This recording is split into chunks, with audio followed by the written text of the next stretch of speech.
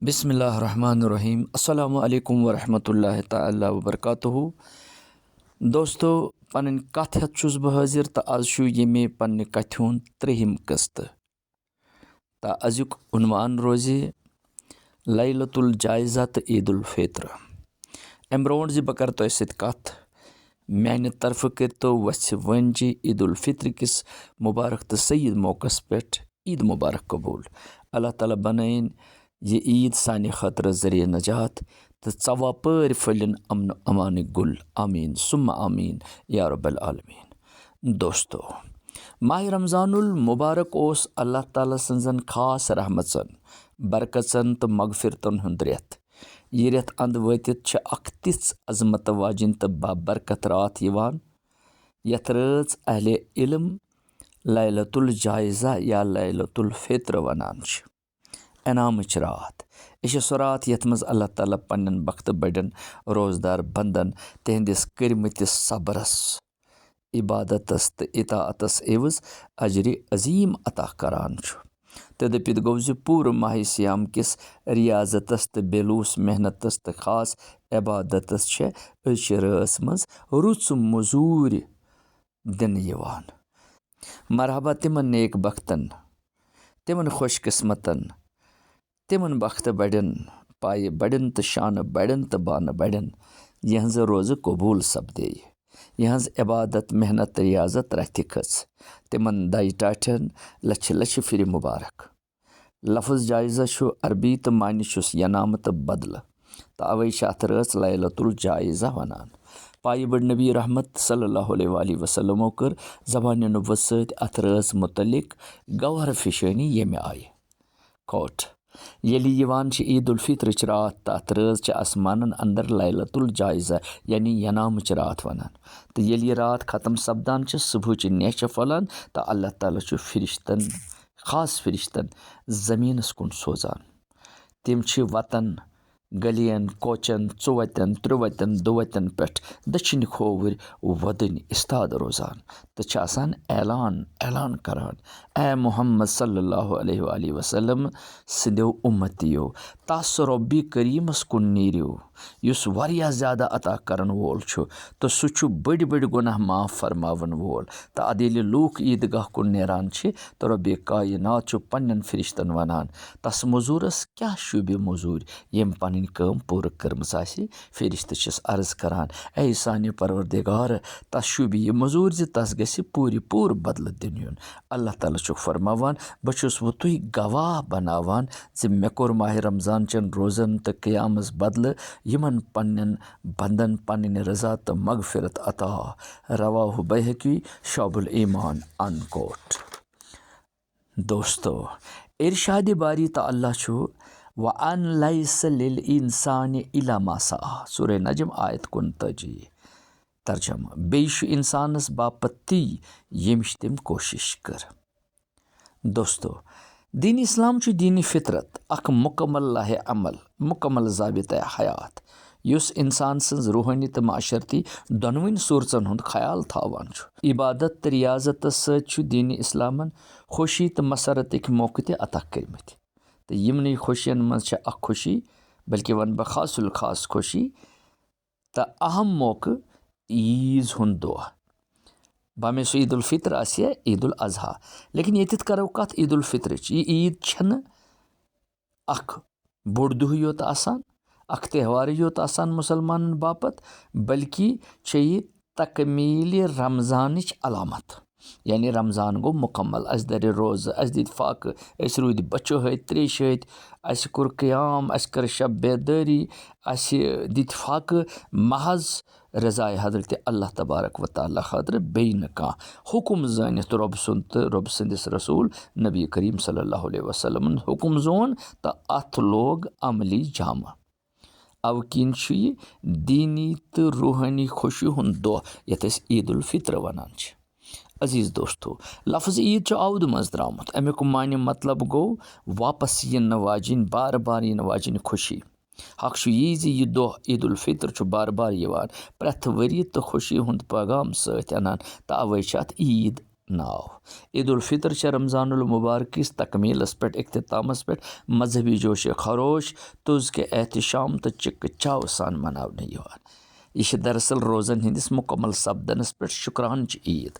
मुसलमान रेत किस रेतस रोज़ दरान, इबादत करान, तिलावत कलाम पाक सत पन वंद शहलावान, नूर सर करान सोरे ओंद पुक इबादतों सत, तस्बीहातों, तहलीलातों तो तहमीदों व तमहीदों सत पन ओंद पुक मुश्कावान, पन्ने महफिल तो पन्ने मजालिस परावान, तिमन अंदर जिक्र हक तो जिक्र मोहम्मद मुस्तफ़ा अलैहिस्सलातु व तस्लीम करान।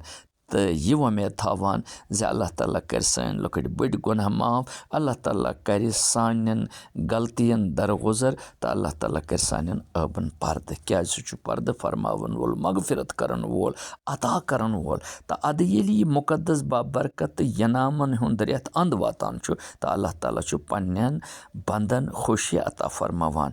लोग ईदगाह गसित शुक्रान रंग दुगान अदा करान, सदक़े फितर दिवान, तो अकिस मुबारकबाद पेश करान, तो अकिस सत गरीबन, गुरबातन, मफलूकुल हाल लुकन, मिस्किनन, नादारन, मंडन, मोहताजन, यतीमन तो बे महरूम लुकन हुंद खास ख्याल थावान, तहज खुशी हुंद सामान फराहम करान, तो तिमन पान सत खुशी मज शरीक थावान।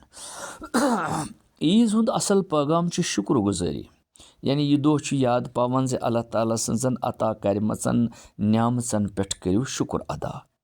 ईज दो मुसलमान अकिस समखान तो मुबारकबादी पेश करान, सलाम गसान, अम सत बई बनतिस तो मोहब्बतस वत बत पोचर लगान। ईज हज खुशी सारे बापत बामे तम जरदार आसन या गरीब आसन, गुजार बंद आसन या मफलुकुल हाल आसन, अमीर आसन या कि गरीब, हाकिम आसन या कि महकूम, तलब मोहनी आसन या कि आग आसन, चाहे तिम असल पट पन हाक बत दाल बत खेवान आसन या हैंड टू माउथ आसक, तिम मफलूकुल हाली मज या गरीब मज दिन गुजारी करान आसन। सारे बापत ईद ईद यानी खुशी। ईद हज अमि खुशी हुंद आगाज तो दसलाब नमाज ईद सत सपदान जरकस नमाज पर्न सत, यम वाजिब छ तो बाजन नज़दीक फ़र्ज छ। गोया ईद नहायत राजदारी सान अस यह बावर करान तो याद पावान ज मुसलमान हरगाह खुशी ते मनावे, मुसलमान हरगाह शादमानी तो मसरतुक इजहार ते करे, मगर तमि खुशी शादमानी तो मसरतुक इब्तिदा ते करे सो अल्लाह ताला सद याद सत, जिक्र हक सत, तो तस ब्रोट कन सरसानुक डेक त्रवित सर तस्लीम खम करने सत तो कर पन्ने बंदगी हुंद एतराफ, यथ बेस यो ख्याल इबादत कर नदामत हल गंडित इज्जु इनके सारी नाल तो आलो आलो दिवान। यमिश तर्जमानी शेख कामिल अलैहि रहमान वन दुपुन सो म्योन खुदा तो बचोन बंद, बंदस में ही जम बांधवे, सो म्योन खुदा तो बचोन बंद, बंदस में ही जम बांधवे, कयामस वक्तन विजम अंद नत हज रसूलस कांदवे। यानी या अल्लाह सुचुक म्योन मालिक तो खालिक तो रजिक चे कुर्तस पोद, सुच हम पालन हार तो बख्शन हार, मददगार तो रब, और बशुस चोन बंद, मगर मे मानी जे पनुन बंद मे ही जे मट तमुक अख सबूत दीजी ही जे कयामस मज वुची जन म्योन नाम अमाल रसूल खुदा सल्लल्लाहु अलैहि वसल्लम छाये युथ न सु सिरस महरम गस, क्या सु ये दुनियास मज यथ फनी सरायस पर्द कर द्राव और मे अपनो न तसुंद होमुत बोमुत शरीयत, बह पोकुस न तमे वत यमे खतर तम कुर्बानी अता कर,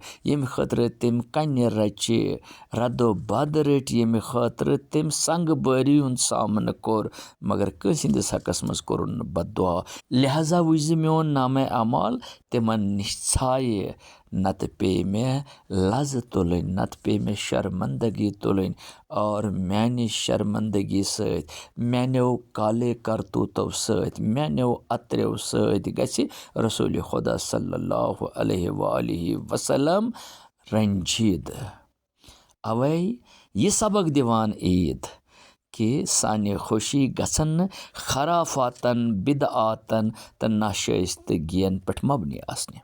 हज़रत अमीरुल मोमिनीन अली इब्न अबी तालिब अलैहिस्सलाम आव प्रसन ईद कहज ईद कस खुशी कस मनावन तो दर जवाब फरमो अमीरुल मोमिनीन अलैहिस्सलामो ईद तम सजी यस रोज़ कबूल सपदे तो यसिंद गुनाह माफ गई तो प्रथ कह सह दह यथ मज न अल्लाह ताला सं नाफरमानी सपदे सु हकीकी तौर ईज हुंद दह।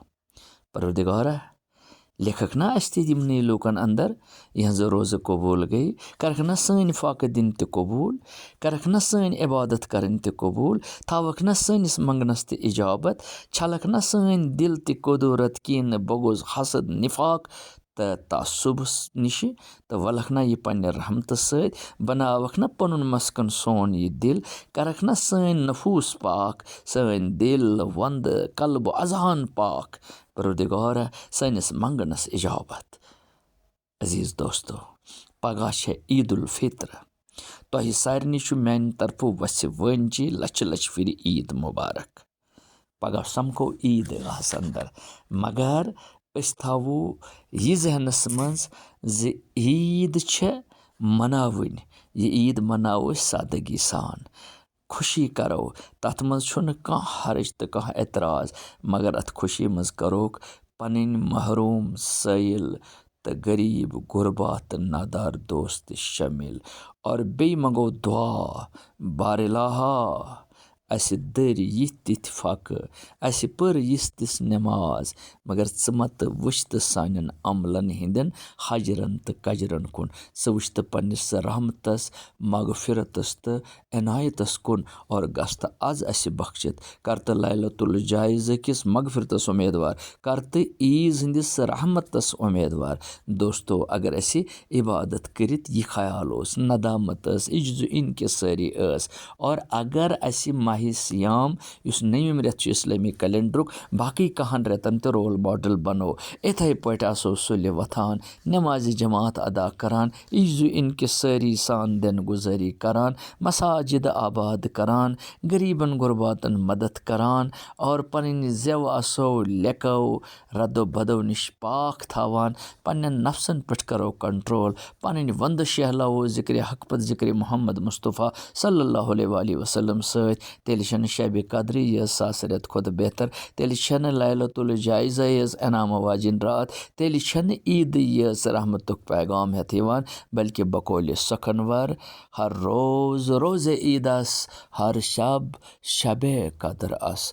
अजीज़ दोस्तों अल्लाह ताला बूझिन सन मेहनत तो ख़ास पट इसमें सिलसिल माहिस्यामस चलो यह मत यीतन रिया नमूद नुमाइश मज लेखना यस्तन मबनी बर खलूस और यह बनतन साने खतर ज़रिए नजात आमीन सुम्मा आमीन या रब्बल आलमीन। तो गुजारिश गोल गंडित कि पगह थो ईदगाहस मज पन्न दुआन अंदर यह नाचीज़ गुलाम नबी हलीम ते शमिल और मैं लिख जो कि तही कथ हदस तान आई मेनी कोशिश पसंद अत मज कम खमी तो कमी लब्व तही अगर कह जानर तह नजर गो सह फजलुल्लाह तो तुहद बोजन तुहज समाज और अगर कह गलती तह नजर गि सह मेन खसलत तो मेन कमानत तिकाज सहव खतान हुंद छुस लुदमुत खाकसार छुस हकीर छुस बह दावा कर तो कमिक अगर न कर फजल रब कायनात तेल छन बसन बात।